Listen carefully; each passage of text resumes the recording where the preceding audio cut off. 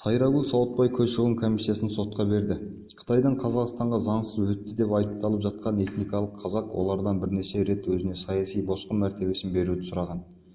Бірақ комиссия мүшелері оның өтінішін жауапсыз қалдырған.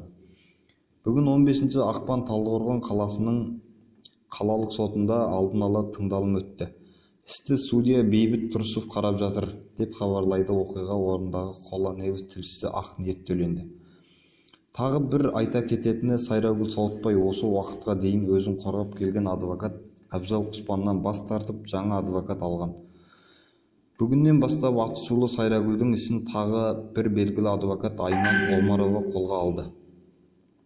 Адвокат Омарова қазіргі таңда Сайрагүлге ұлттық қауіпсіздік комитетінен қысым түсіп жатқанын мәлімдеді.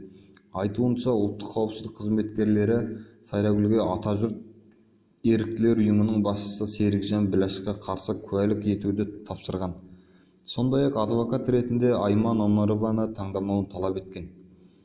Соттың әділ шешім шығаратынына күмәнмен қарайтынын айтқан Айман, Қытайдағы қазақтар мәселесін жылы жауып қоюға болмайтынын ашық айтты. Сотта Айман Омарова іспен танысу үшін өзіне біраз уақыт беруін сұрады.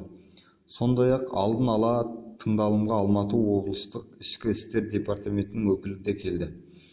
Ол көші-қон комиссиясынан аталған іске байланысты не себепті Сайрагүлге осы уақытқа дейін босқын мәртебесі берілмеуде, комиссияны кім қарады деген сынды сұрақтарға жауап алынатынын айтып, өтінішті қанағаттандыруды сұрады. Судья қос тараптың да өтініштерін қабылдап, сотты 11 наурызға қалдырды.